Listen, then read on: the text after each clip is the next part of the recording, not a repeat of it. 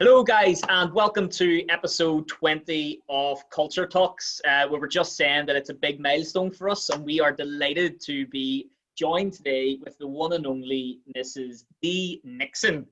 And Dee is here from Hope4LifeNI.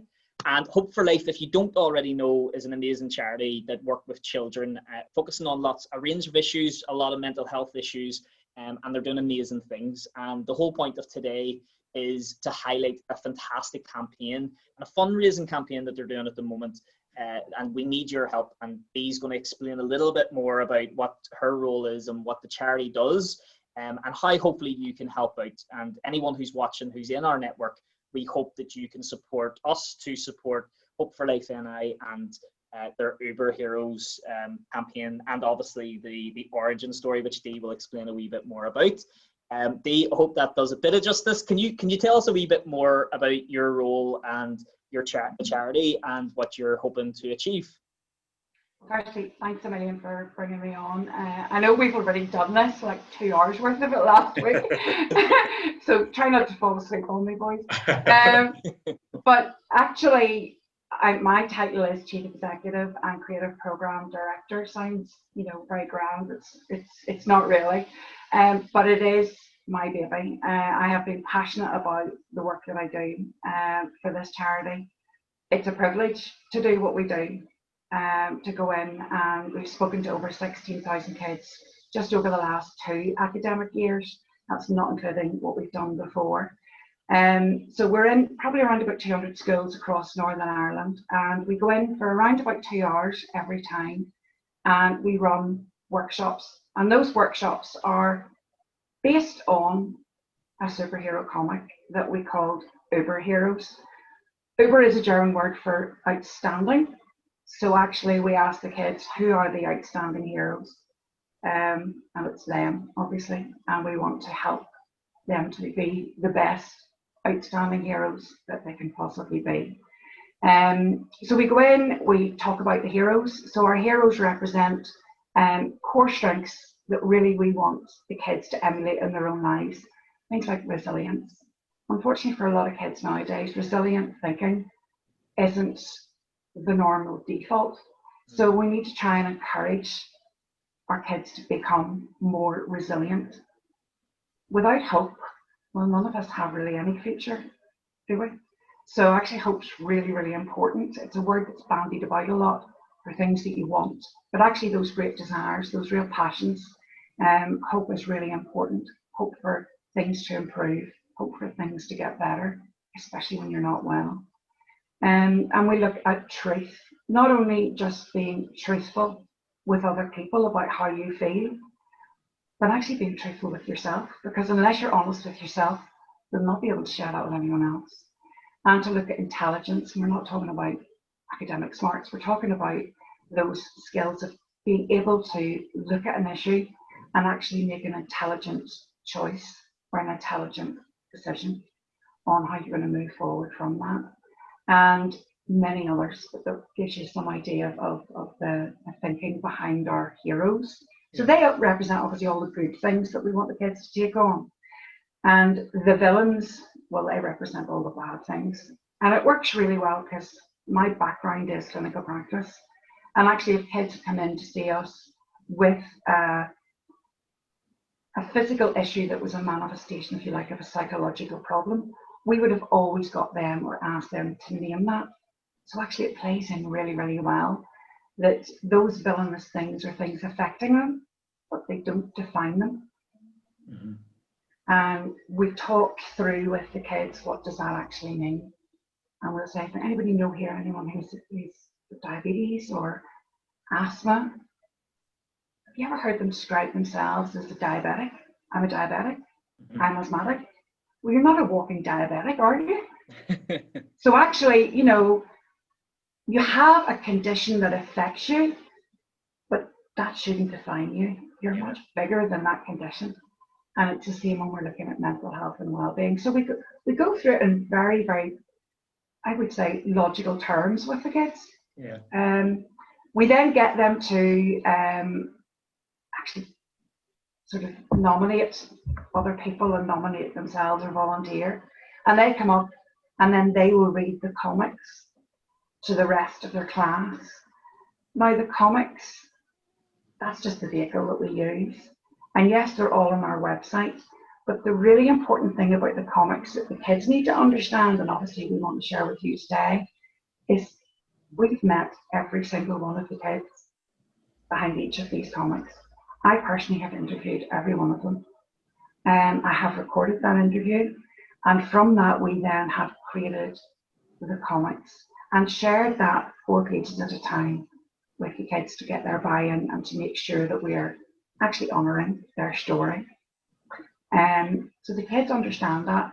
And we actually ask them, why would somebody make, let us make a comic about her decisions or bad choices, so that we then can share that with you. And they get it. They really do get it.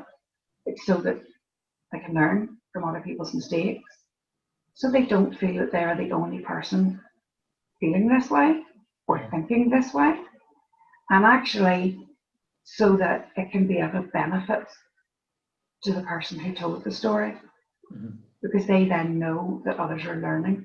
So even though they've gone through this really difficult journey, it's been cathartic for them in knowing that they're helping others to potentially not make the same mistakes, which is very powerful.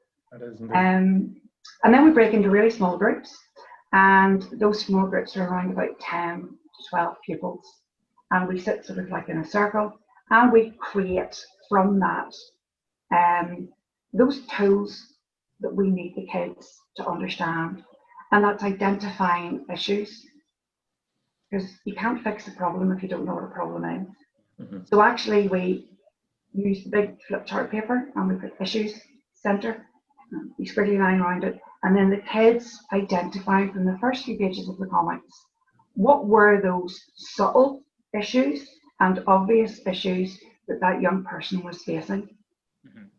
And then that gives them an idea of how to recognize triggers, which are external things that affect them, and early warning signs, which are those internal things, those subtle changes in people's personalities.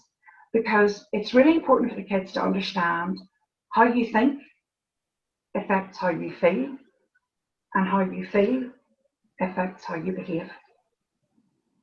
So if we can change the thinking, we can then change the feeling and the behaviours in our kids.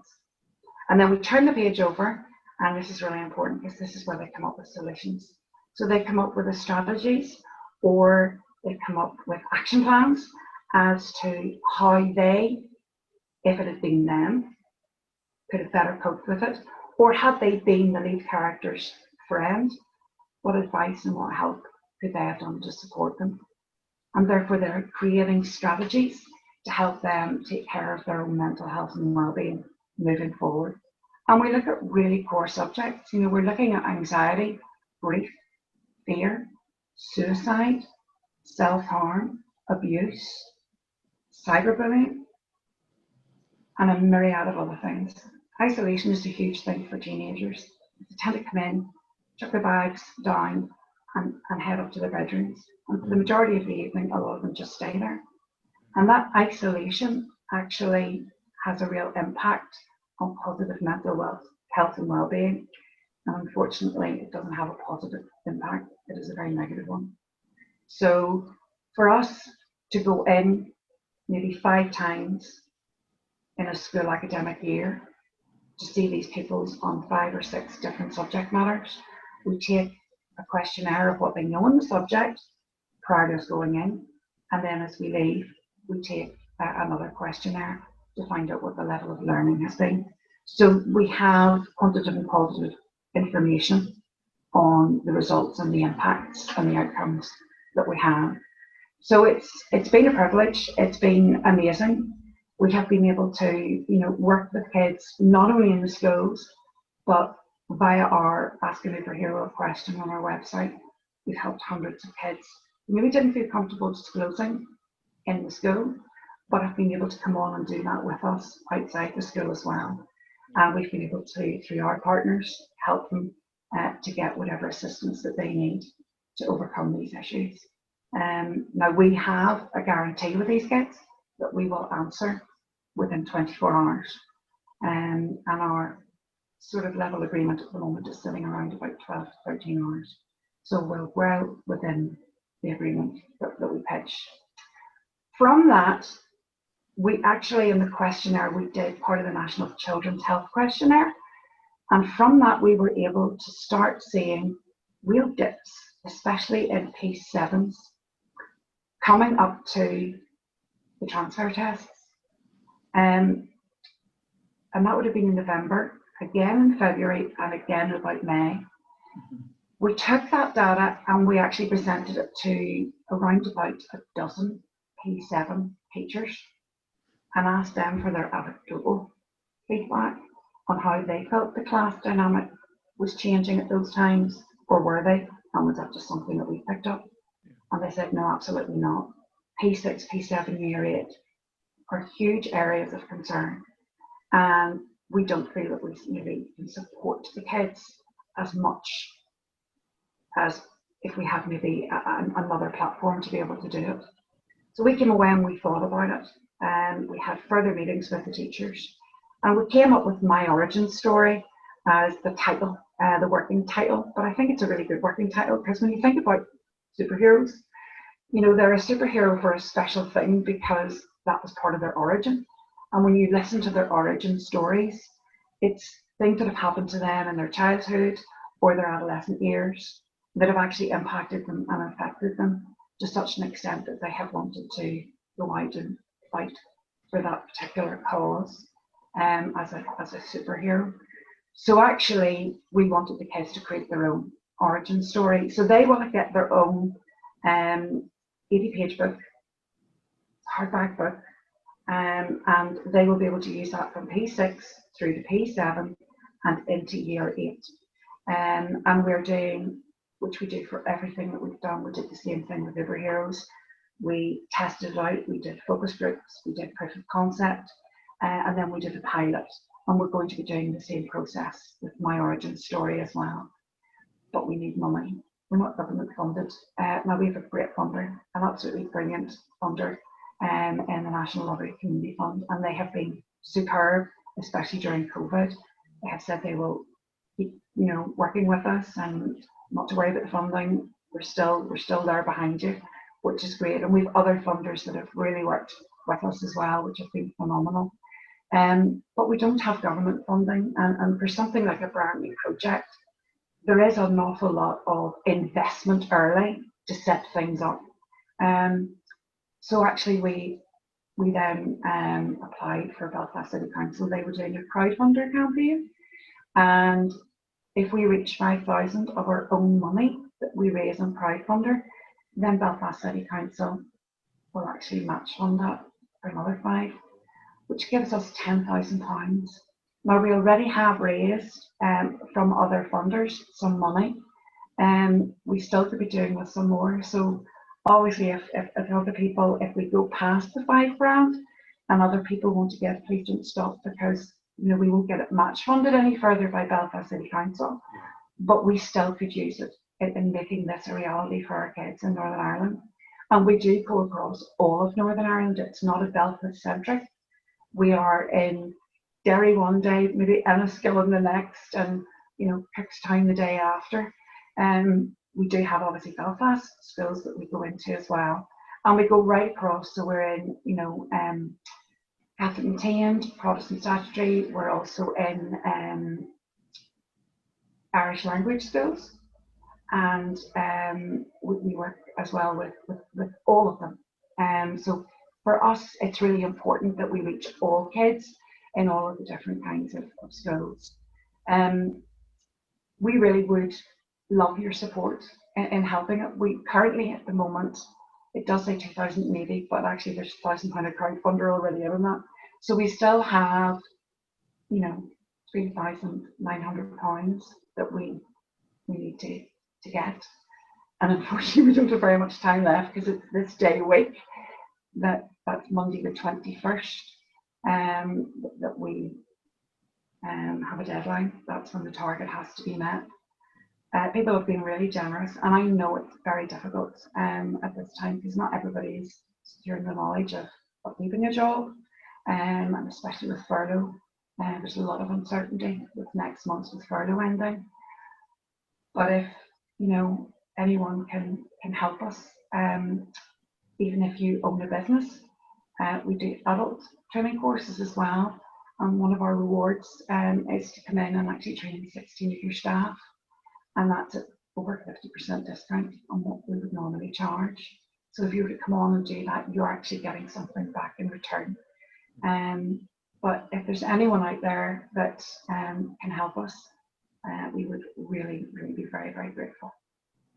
Yeah. So obviously the main sort of focus around what we're doing is obviously to raise the awareness of the great work that you're doing within the charity, but also obviously this deadline is looming. Yeah. So it'd be amazing if anybody out there can give anything at all. I was looking at some of the training courses as well, and they're excellent. It's the RAP and the mental health first aid. Yeah. Right? Yeah.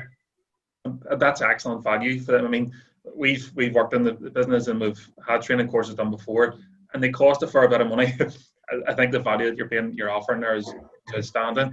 And obviously it's great from our point of view, we talk about the work environment. It's great to be able to offer something like that to your employees as well, that kind of training, which of course will benefit them in the workplace, but also outside the working environment as well. And they're going to appreciate that. So in terms of, always around culture, I didn't intend that, but in terms of culture, it's great for organizations to be able to offer that to their teams. Absolutely. I mean, it's really important, especially now. You have staff that have been working remotely, and for a lot of staff, we talk about adolescent isolation. For a lot of people, they are feeling exceptionally isolated because they thrive off that team environment, and they're not getting that. Remote working is handy, during rush hour, but it's not so handy when you're still sitting there looking at the screen, 8 hours later. And especially if you live on your own, it's very debilitating, and certainly doesn't benefit positive mental well-being. So this would be a great gift for you to be able, to deliver to your staff. And actually, we can deliver it. We have, we're following all of the guidance and all of the restriction guidelines. So, we would be doing it in person, but obviously we would be following all the guidance, socially distancing, making sure there's hand sanitizer, temperature checks, etc., etc. So, we're still prepared to do that, even though we're not completely out of lockdown yet. Yeah. For us, adult mental health and well-being, a lot of us don't want to talk about it. But the problem with it is it's an equal opportunities condition. It doesn't care who you are or where you are. And none of these courses are suggesting that your employer, thinks that you have a problem. It's like everything else that we do. It's all early intervention. You don't have an issue right now, but actually there's some really good lifestyle skill sets in here on maintaining a daily healthy lifestyle, on having a well-being wall.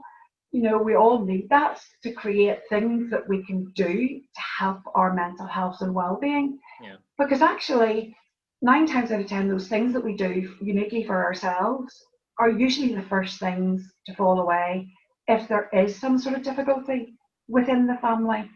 You don't want to go out and meet your mates for a pint. You don't want to go out and meet your girlfriends for a coffee or a glass of wine, because actually, you're needed in the home. Yeah. But you've got to have that refueling of your own well-being as well. It's vitally important to sustain that, and to make sure that you keep on looking at that from a daily perspective. What can I do today that's part of my wellness tools that can help my well-being to keep me strong? And that's really important. And we look at that even if you only took those couple of things out of it, it's really beneficial, really beneficial. We only got, first time we ever met you was Friday. Yeah, I know. And honestly, and Sean and I, every day, we speak, obviously, if we're not in the office together. And at the end of the day, we always sort of do a, how did today go? And all we talked about was how moved we were by, one, your passion clearly for what you do. You even at the start there, and you said that on Friday, and it stood out to me. You said it's a privilege to do what you do, And that resonates so deeply with me and Sean, because we feel exactly the same way with the work that we do. But not that anything's a competition, but anyone watching will have loved ones, will have children, or little brothers or sisters or cousins. They have children in the family in most cases, and we all know, obviously, the ongoing debates around testing at the age groups that P6s and particularly P7s are in, with the transfer test and the stress that can be put on them, and people want their kids to do well, and that they sometimes pay for a tutor, and sometimes people think that's overkill, and some people think that's not enough, and so it is an ongoing debate. But one thing that we can all probably agree on is there is probably pressure put on children, and what you're talking about is just as important in the working environment, like you just explained. It's so important, but if nothing, it's probably even more important to try and think forward and say, should we take time to engage with charities exactly like yours that are battling the issues and the challenges that kids maybe haven't picked up from? Teachers can only do so much, they're dealing with a lot, and they're trying to manage a lot. So I'm sure if they had more time, they would want to focus more on well-being and understanding the skills and the attributes you need to have a healthy lifestyle and a healthy mindset. And I know schools are doing really well and they're engaging with charities like you, but this campaign particularly, it's an actual tool which will guide these children on a really influential time in their lives. And for anyone watching, if there's ever been a time where you wanted to positively impact, either if it's your own child's well-being during that journey, or even just from the mindset where if I could do that for someone else's child, or someone else could do that for my child, I would want them to, you can really make an impact. And it can be anything, you can donate anything. That we will be putting a link, and Dee will share it with us, and we'll put it in the comments and on the post that we put out. Anyone that we know, every little helps, as they say, and that's one of the sayings that stands out.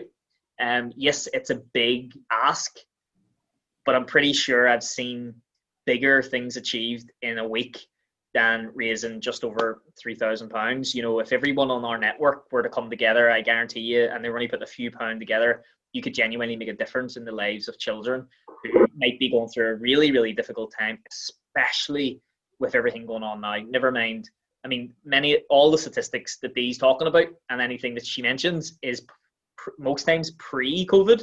So when you throw COVID, a pandemic, in the mix, and we talked at length about mental health issues, especially in specific areas around Northern Ireland. We all know North Belfast and West Belfast being one of those areas that, some of those areas that are really, really badly affected by rates of mental health and illness and suicide. And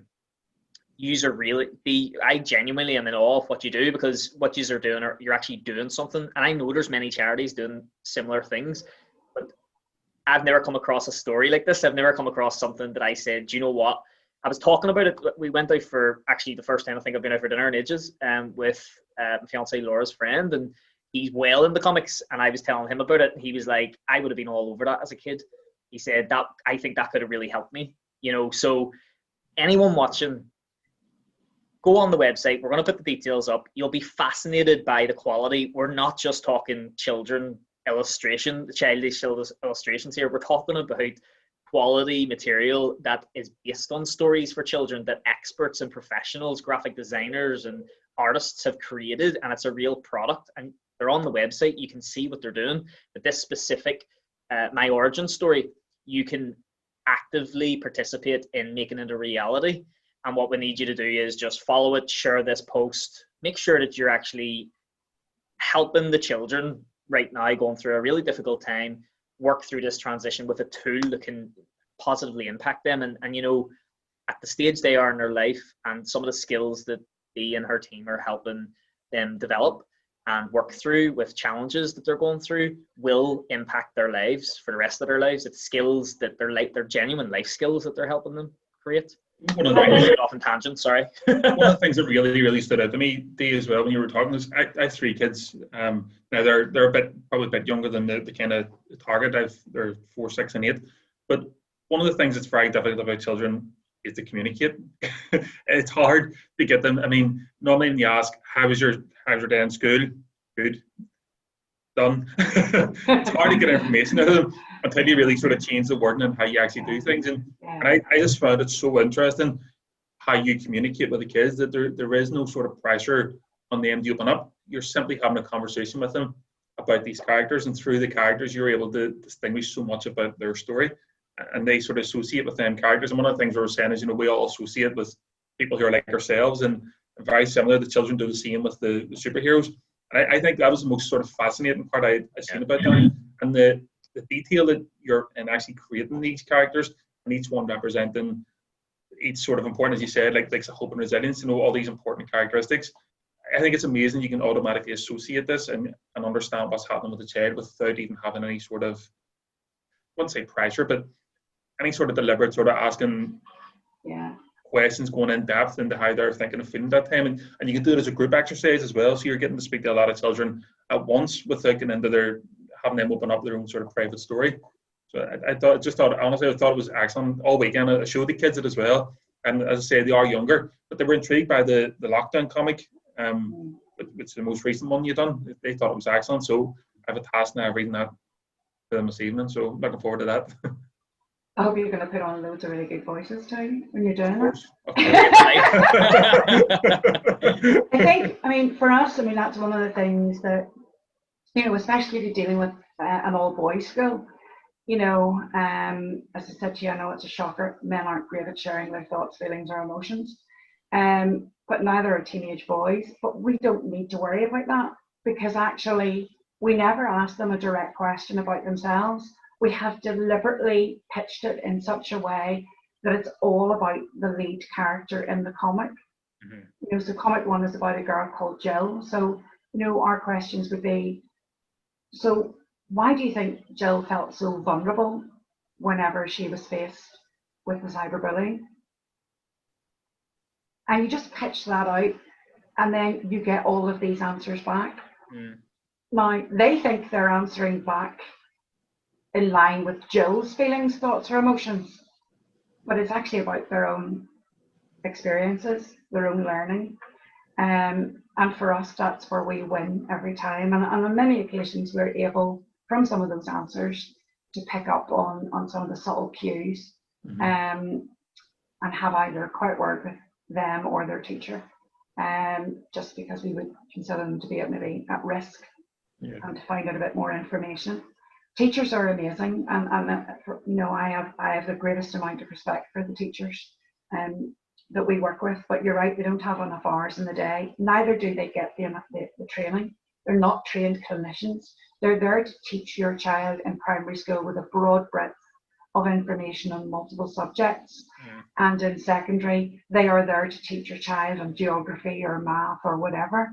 They're not there as clinicians, but unfortunately, they are having to cope with an awful lot of the fallout because of mental ill health. And a lot of the time they get a lot of bad rep for it, and they shouldn't, because they are literally doing the best that they can possibly do. And we have supported a lot of those children. And for any of your viewers that do see this, see if we're not in your child's school, contact me. Let me know, and contact the school and tell them who we are and that you've heard this about us and you'd really like it to be in the school. We are always willing to go into more schools. We're 200. There's easily another 400 or 500 schools that we could be going into in Northern Ireland, and we're happy to do so. And we can work remotely with them, through Teams during this pandemic. Or we can still go in to the schools, dependent on what the guidance is for each school. So, even if we're not in and you've no experience of us, that doesn't mean to say that you can't have in the future, because we will be very open to going into additional schools, whether that's integrated education or Catholic maintained, Protestant subject or Irish language. We go in through every single one. Isn't there resource to you? Like, even the online platform that you have there as well, as you said, when the kids put a question on, you said 24 hours, you guarantee within 24 hours, but the minute you're about 13 hours, what you said there, for answering a question. That's brilliant. The fact that kids can go on that, and it is child friendly, obviously the website as well. It's Uberheroes.co.uk. It's parent friendly as well, because actually there's lots of stuff on there for parents too. And when we actually went out in focus groups and we asked kids what would they want and what would they want it called, they came up with the idea of parent stuff. So it's for teachers, any adult really that's working with children can go into it. It's called parent stuff. But there's a lot of advice on how do you start those awkward or difficult conversations with your child. What should you do? How should you interact with your child? And what kind of questions should you ask and what cues should you take from your child? Yeah. And there's also advice on lots of other different subjects. Because I think it's really important that we do empower the parents as much as empowering the kids. Absolutely. Absolutely. I think, like, I mean, for us in particular, we were talking as well, we said about the early intervention. The early intervention is excellent. And one of the things that we talked about was the experiences we've had in the working environment. And I suppose in many ways, the core impact origin story actually came from mental health concerns that we have within the working environment, that we've seen people that were struggling, and it was through building a positive workplace culture. We've seen the positive results come out of that, and from support as well from charities like PEPs that we work with. But when we discuss, not discuss the people, but we're discussing that scenario, and we're thinking about those people, and we're kind of going, like, how much pain would they have been saved from if they had had opportunities for early intervention like this, you know, when they were teenagers? So I could have took away, I'm not saying it always takes away all the problems, of course not, but it could take away a lot of the pain to know that you have that kind of support there, people that you can turn to. So the fact you're able to do this for already 200 schools and you're offering a lot more, it's outstanding. It really is good stuff. Like, it's just amazing what you are doing, and I think anyone who takes a slightly closer look at even just the website, like, and Sean and I would look very much at the vision and values and the mission of organizations, and we help organizations to distinguish what that is for themselves and how they can make it more than that. And I was saying to you on Friday when we first spoke, because of course I was stalking your website, and I was saying, like, you know, it stood out to me, your vision, your mission, what you're trying to achieve, the things that you're doing, then even just that whole separate, like, sort of add-on that you've created, a specific website for these comics, and they're amazing looking, and, you know, I can genuinely see where I could pass that on to cousins of mine, and I mentioned you have a younger sister, and she falls within that remit. She falls into that age group that you're working with, and I'm looking at her, and it makes you look at things slightly differently. And to be honest, I'd missed that there was the parent stuff element, and I can imagine even just passing it to my mum and saying, look, I know there's sometimes you go, what way do we come about this? And Sean, likewise, and over yourself, it's always good to have that extra layer of support whenever you're dealing with these day-to-day things. And parents are dealing with them. I mean, They are. I know it's easy for people. Look, if lockdown has given us nothing else, it's maybe allowed us to spend more time with our loved ones. Maybe you've spotted things about your children, or indeed your older children, you know, that aren't in that age group, but, you know, you've maybe noticed things that you didn't notice before. Maybe you're spending a little bit more time together, and maybe they do, like Sean says, they have an issue with communicating effectively, and maybe it's just kids being kids, or maybe it's not. Maybe sometimes there's a time you have to ask a question and work out what's going on, or and I think your charity genuinely is resounding. And look, we're very fortunate to work with a number of charities, but I think yours is so unique in the approach, and it's very specific in what you're doing, and it's clearly making a difference in the lives of the children who interact with you. So if nothing else, and this campaign is one that we hope that we can promote for you as much as we can. We genuinely will, because we believe in it. I believe in what you're doing. But aside from that, just at your organization, your charity, if anyone wants to, I highly, like, I'm already thinking I'm going to contact my sister's school. And I think they could genuinely benefit from what you are doing. I think it's fantastic.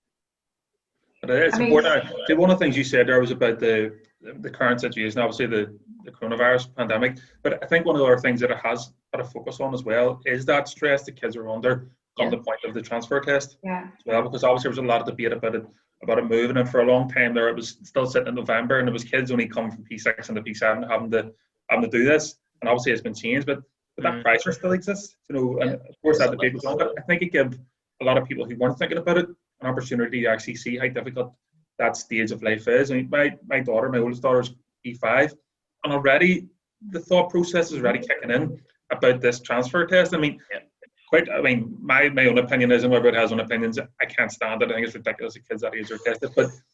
But for her going in there, I still want to put her in the best position to do well for herself. Yeah. You know, I mean, if she passed it or failed it, we're not going to think any differently, obviously, of it. But, you know, she'll go on and do well in life, and we'll support her whatever she does. But at the same time, the there and then for that child in that position is that this is the be all and end all. Yeah, and that's how a lot of kids feel, and that's what the pressure and stress is. I mean, you think of anything in your own life that you think this is the be all and end all. You know, put that pressure on. If I think of our own business, you know, if I was feeling under pressure, our business was really going to struggle and was going to fail, like that's a be all and end all at that point. Yeah. Put yourself in the position of that child feeling that, like it is awful. It's awful, and I think the fact you have a book that kind of transfers through with them. I mean, that's a positive transfer that transfers through the years with them. I think that's a great wee support technique to have there, and obviously it leads to a lot of discussions and stuff as well. And I think really, you know, when we tried to move away from the 11 plus, the whole reason and the whole rationale for moving away was to get away from putting our kids twice in November under the pressure of doing tests. And go figure, we've now doubled the amount of tests that they do. They're no longer doing it in their own primary school with their own school class, familiar invigilators, etc., etc. They're now going to strange schools with hundreds of kids and strange invigilators, and they're having to do double the amount of tests. And it's just a huge, huge pressure on these kids. And apart from that, even those kids that aren't actually doing the test, so you still have that transitioning pressure, whether they're actually doing the transfer test or not. It still changes the dynamic within the classroom for those who have done the test and those who haven't. Mm-hmm. And actually for a lot of primary schools, when we go in after the results come out, nobody talks about it, because obviously there have been kids in the class who haven't done as well as others. Yeah. So actually for those that have done well, they can't celebrate. And for those who have done not so well, feel doubly bad because they didn't do well, plus they know nobody's talking about it because they don't want to shine the light on them. Yeah. Kids are more clued in than adults think absolutely. they are. Yeah. So for us, you know, we have schools that we work with that don't do the transfer test at all, but they still have the same issues with transitioning. They still have the same issues with the kids worrying and being concerned about moving from primary into secondary education. And this year especially, those kids who were in P6, they've had months of learning that they haven't been able to do. Yeah. And I mean, I'm a mother of adult children now, but I can still remember how my eldest son used to pretend that he was studying and have a comic hidden in behind, you know, a book that was supposed to be, you know, him studying. So I know it's difficult to try and get those kids engaged in a home environment, regardless of how determined you are as a parent to try and help them. And that's happened, unfortunately, with homeschooling. And parents have done their best. Every single parent I know has done their best to try and do as much as they can. But to do 2 or 3 hours a day compared to a full school day with a qualified teacher who's trained in doing that, you're not comparing apples with apples, no matter how well you tried and how well you achieved. Yeah. And that's the issue for kids.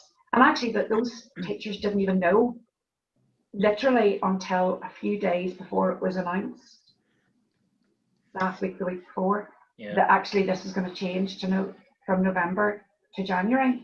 And now we have parents who are like, oh great, so now we've got kids off at Christmas, worrying now over Christmas and the new year because they're going back to exams in January. And I don't see why they couldn't have done an assessment test, you know, for this year, for the P6s into the P7 age group. And for those P7s transitioning into year 8, a lot of those life skills that would have been taught in those final few months of P7, which are the fun months of P7, let's be truthful. They missed out on, you know, their school concerts, they missed on their group photographs, they missed on signing, you know, each other's school bags and, you know, the sweatshirts that they get and their school photographs and all the other lovely stuff.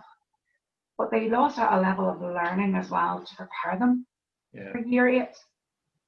And they've had to now go in without that preparation. So, you know, this year especially, that's why we want to try and get as much money as we possibly can, so we then can invest in that and get the books out as early as we can, to make sure that at least, yes, we're not working them for the full 3 years, but at least we will be working with them for the academic year that they are in right now. And if that can help, then that's great. But it's a lot of pressure to put on kids, and especially in Northern Ireland, with the way that the two systems are, it just doubles the pressure. I think that's all the more reason why children need your charity, that they should be getting the advantage of working with you and making sure that they're giving themselves those skills that can help them through those issues and many, many more that they go through from social settings with their friends or whatever. And I'm conscious of, we could probably go another 2 hours like we did on Friday. Let's not. But look, I want to give as many opportunities for us to share the information. So can you give us a wee bit of an idea of where people can go to? Obviously, I'll put a link and I'll put as much information on the screen here, but as much information as possible. Where can they go? How can they support you? Obviously, go into the crowdfunder. It's too long, but you'll have the link. Go there. Check us out on our website as well. So that's Uberheroes.co.uk, and have a trawl through everything. All of our comics are up there, so you can see all of our comics. One thing I would like to say about the comics is, you've talked about the quality.